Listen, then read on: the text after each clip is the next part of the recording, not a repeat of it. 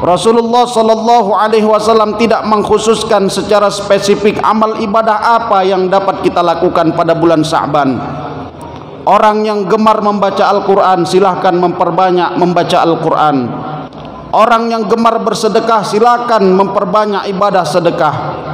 Begitu juga orang yang gemar melaksanakan solat-solat sunat dianjurkan memperbanyaknya khususnya pada bulan Sya'ban. Karena nanti ketika datang bulan Ramadan, apa yang biasa kita lakukan maka tidak lagi menjadi satu hal yang asing ketika nanti kita lakukan di bulan suci Ramadan. Mustahil kita akan mengkhatamkan Al-Quran 30 juz kalau pada bulan-bulan sebelumnya Al-Quran sama sekali tidak pernah kita sentuh.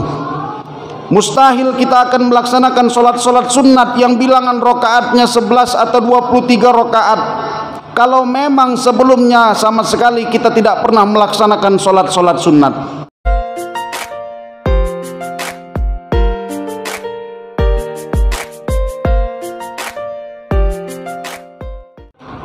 Jamaah Jumat yang dimuliakan oleh Allah Subhanahu wa taala.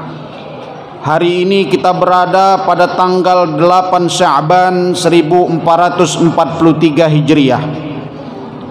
Artinya kurang lebih 22 hari lagi, insyaallah jika Allah mentakdirkan kita, maka kita akan bertemu dengan salah satu bulan yang sangat kita rindu-rindukan, yaitu bulan suci Ramadan. Akan tetapi sebelum kita berjumpa dengan bulan suci Ramadan, ada 2 bulan yang disebutkan oleh Imam Al-Ghazali sebagai bulan persiapan, yaitu bulan Rajab dan bulan Sya'ban. Bulan Rajab telah kita lalui dan kita sekarang berada di tengah-tengah bulan Sya'ban. Begitu banyak riwayat hadis yang menceritakan tentang fadilah dan keutamaan tentang bulan Sya'ban. Akan tetapi dari sekian banyaknya hadis dan riwayat, khatib akan menjelaskan beberapa hadis khususnya tentang fadilah dan keutamaan bulan Sya'ban.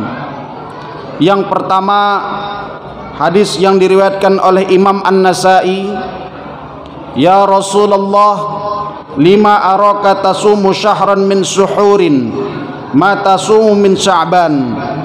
Faqala Rasulullah sallallahu alaihi wasallam, "Dzalika syahrun yaghfulun nasu anhu bainar Rajab war Ramadan."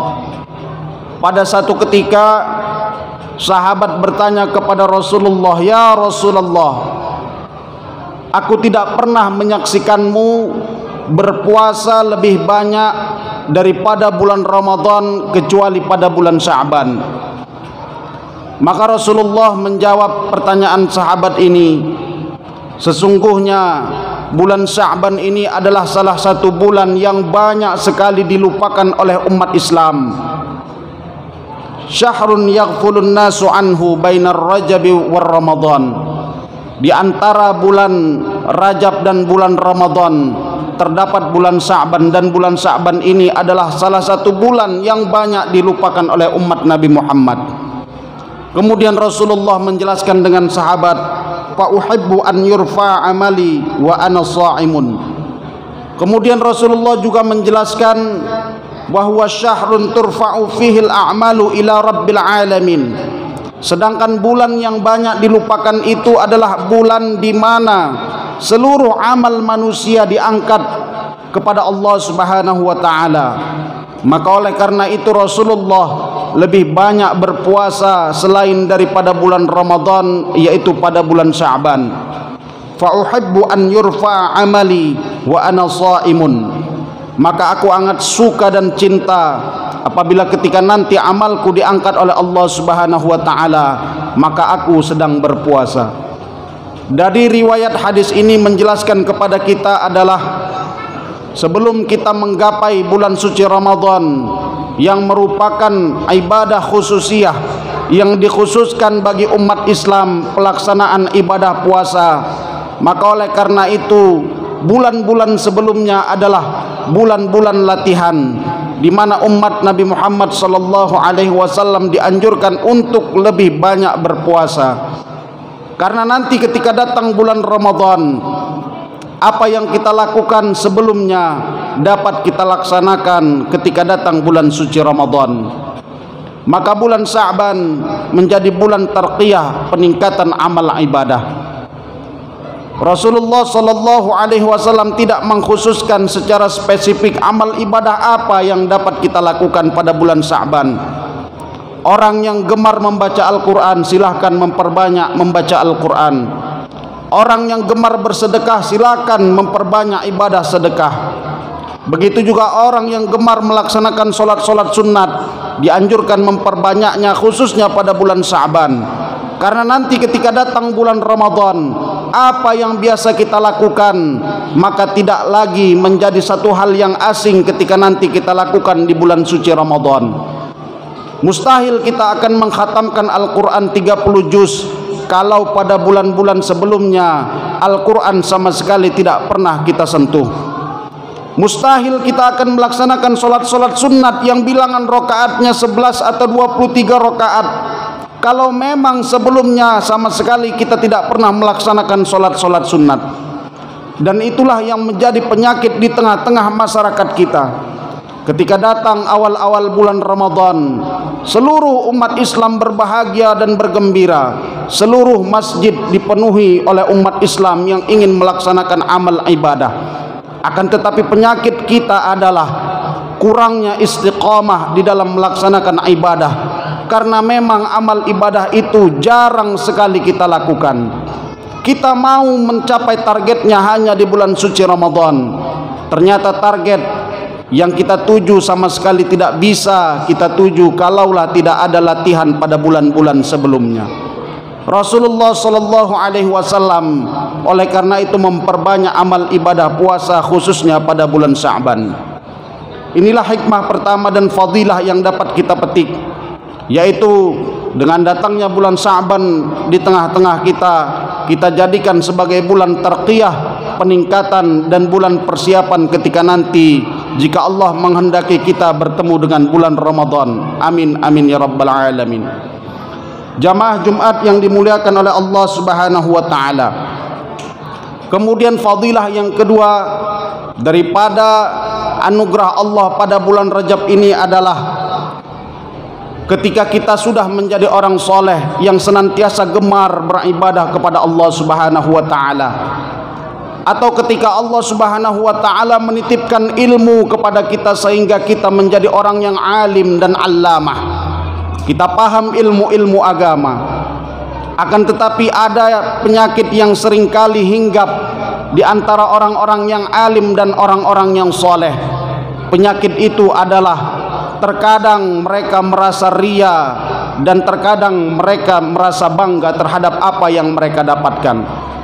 Tidak hanya sampai di situ, bukan hanya merasa bangga dan ria, akan tetapi seringkali penyakit yang datang kepada orang-orang soleh dan orang-orang alim itu adalah cenderung mengecilkan dan menyalahkan orang-orang yang tengah berbuat maksiat.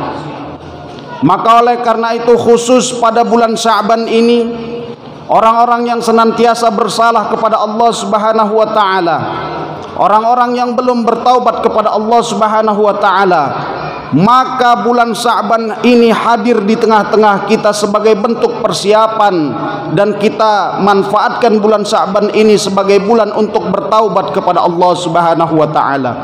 Bukan pada bulan Ramadan kita bertaubat, akan tetapi bulan Sya'ban ini hadir di tengah-tengah kita, dan Allah masih memberikan kita nikmat hidup pada bulan Sya'ban. Kita dianjurkan untuk memperbanyak taubat kepada Allah Subhanahu wa taala. Satu-satunya umat di antara umat-umat Nabi terdahulu yang diberikan karamah dan keberkahan taubat adalah umat Nabi Muhammad sallallahu alaihi wasallam. Karena orang-orang yang soleh, orang-orang yang alim, ketika mereka menyalahkan orang-orang yang belum bertaubat dan belum melaksanakan ibadah, tidak soleh seperti mereka, adalah satu hal yang sangat dilarang oleh Allah Subhanahu wa taala. Satu ketika Rasulullah sallallahu alaihi wasallam menceritakan kepada para sahabat, ada salah seorang yang soleh dan taat beribadah kepada Allah Subhanahu wa taala. Satu ketika orang soleh ini sedang dalam keadaan sujud, tiba-tiba datang orang fasik atau orang-orang yang senantiasa bermaksiat. Ia berjalan di tepi orang soleh yang sedang bersujud ini, tanpa sengaja terpijak kepalanya. Ketika orang soleh ini bangun, kemudian ia melaknat dengan perkataan, "Fawallahi la yaghfirullah lak." Demi Allah, sesungguhnya Allah tidak akan mengampunimu. Maka pada saat itu turunlah wahyu, kata Rasulullah, "Fa'auhallahu ilan nabi hadzal zaman." Maka Allah mewahyukan kepada nabi yang hidup pada zaman itu. Apa kata Allah? "Man zallazi yata'alla li'annani la yaghfiru li fulanin faqad ghafartu lahu wa ahbattu amalak." Siapa yang berani menghakimiku? Aku adalah Allah yang mungkin bisa menghukumi seseorang dan mungkin bisa memaafkan seseorang. Fayaghfiru liman yasha wa yu'adzibu man yasha. Allah bisa jadi Maha Ghafur dan bisa jadi Maha Pengampun, dan bisa jadi Allah Maha Mu'adzib yang mengazab satu kaum. Maka pada saat itu Allah mengatakan, orang yang soleh yang sedang sujud tadi, karena dia telah menghukumi aku sebagai Tuhan yang maha mengazab, bukan hanya Tuhan yang dapat mengampuni, maka orang soleh itu aku cabut seluruh amalnya. Sedangkan orang yang fasik dan cenderung bermaksiat tadi, aku maafkan dan aku berikan ampunan kepadanya. Begitulah nikmat Allah Subhanahu wa ta'ala. Tidak ada sama sekali perbedaan antara orang soleh dan orang-orang yang fasik. Bisa jadi orang yang soleh itu satu ketika Allah takdirkan jatuh kepada jurang kefasikan, dan bisa jadi orang-orang yang belum beribadah, orang-orang fasik, bahkan orang kafir sekalipun, ketika Allah memberikan nikmat hidayah kepada mereka, bisa jadi mereka adalah orang-orang yang soleh di sisi Allah Subhanahu wa ta'ala. Maka oleh karena itu, ketika sudah amal ibadah banyak kita lakukan, kita sama sekali tidak diperbolehkan menghakimi apa yang sudah dibuat oleh orang lain. Bahkan satu ketika Rasulullah sallallahu alaihi wasallam berkata kepada para sahabat, dan dia mengumumkan kepada para nabi-nabi terdahulu, "U'titu khamsan lam yu'tahunna nabiyyun min qabli." Rasulullah merasa bangga mengungkapkan hal ini. Apa kata Rasulullah? Rasulullah berkata, aku telah diberikan 5 hal oleh Allah Subhanahu wa ta'ala yang belum pernah diberikan kepada para nabi sebelumnya. Di antara 5 itu, kata Rasulullah, u'titu khawatima surat al-Baqarah. Aku diberikan satu kenikmatan yang luar biasa yang tidak pernah diberikan kepada nabi-nabi sebelumnya. Apa itu? Salah satunya, kata Rasulullah, aku diberikan nikmat akhir surah Al-Baqarah. Di akhir surah Al-Baqarah, sesungguhnya hakikat yang terdapat dalam ayat ini adalah nikmat yang luar biasa, dan itu dikhususkan bagi umat Nabi Muhammad sallallahu alaihi wasallam. Apa isinya? Yang pertama adalah la yukallifullahu nafsan illa wus'aha laha ma kasabat wa 'alaiha maktasabat. Allah Subhanahu wa ta'ala sama sekali tidak membebani umat Nabi Muhammad dengan beban yang cukup berat. Akan tetapi apa yang mampu kita lakukan, maka itu yang akan kita lakukan. Laha ma kasabat wa 'alaiha maktasabat. Sesungguhnya perbuatan baik yang kita lakukan maka akan diganjar pahala oleh Allah. Begitu juga perbuatan buruk yang kita buat maka akan diganjar dosa oleh Allah Subhanahu wa ta'ala.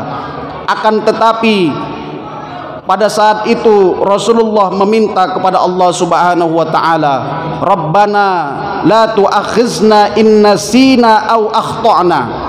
Ya Allah, pasti nanti kami akan berbuat salah dan silap serta lupa atas perintahmu. Maka ketika nanti kami silap dan salah, maka mohon maafkan kami ya Allah. Maka apa kata Allah pada saat itu menjawab pertanyaan Rasulullah? Maka Rasulullah mengatakan na'am, iya.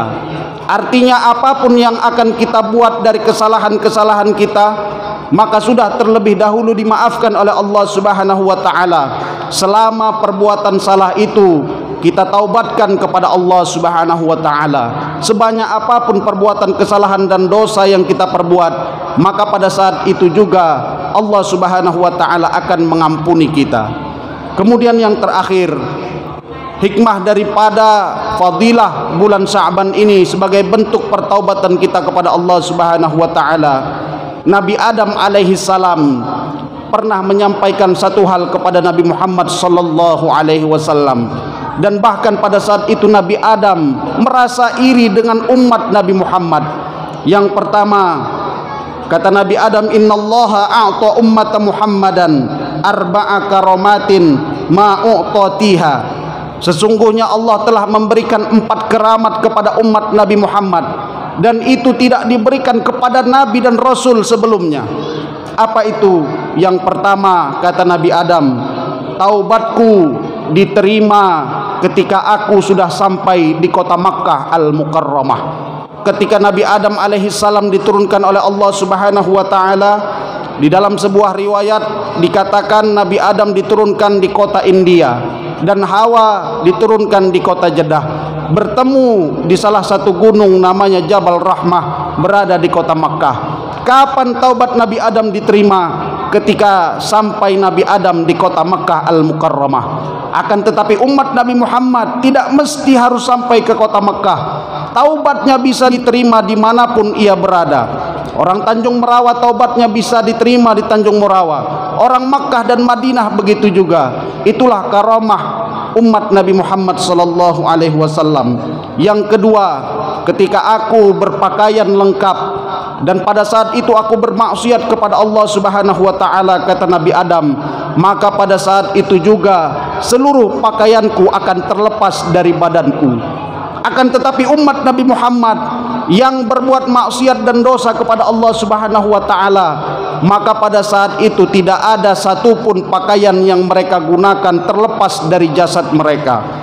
Kemudian yang ketiga, kata Nabi Adam, aku dipisahkan oleh istriku ketika aku bermaksiat kepada Allah. Sedangkan umat Nabi Muhammad begitu banyak yang bermaksiat, tidak satupun dari mereka yang dipisahkan oleh Allah dari istri-istri mereka. Kemudian yang terakhir, kata Nabi Adam, aku dikeluarkan dari surga Allah ketika aku bermaksiat kepada Allah. Akan tetapi umat Nabi Muhammad yang bermaksiat kepada Allah, ketika mereka bertaubat kepada Allah, maka merekalah yang akan dimasukkan ke dalam surga Allah. Itulah karamah umat Nabi Muhammad yang dicemburui oleh Nabi Adam alaihi salam. Maka oleh karena itu, dengan hadirnya bulan Sya'ban di tengah-tengah kita, yang pertama kita jadikan bulan ini sebagai bentuk tarqiyah, motivasi dalam ibadah. Kemudian setelah banyak amal ibadah yang kita lakukan, kita tidak perlu memandang rendah kepada orang-orang yang belum bertaubat dan belum mendapatkan hidayah. Bisa jadi orang-orang yang seperti itu lebih soleh dan lebih alim daripada kita. Kemudian yang kedua, kita jadikan bulan Sya'ban ini sebagai momen persiapan pertaubatan kita sebelum nanti kita bertemu dengan bulan suci Ramadan yang insya Allah akan tidak lama lagi hadir di tengah-tengah kita. Mudah-mudahan Allah Subhanahu wa taala memberikan nikmat itu kepada kita. Amin amin ya rabbal alamin. Barakallahu li wa lakum fil Qur'anil azim wa nafa'ani wa iyyakum bima fihi minal ayati wa dzikril hakim wa taqabbala minni wa minkum tilawatahu innahu huwal ghafurur rahim.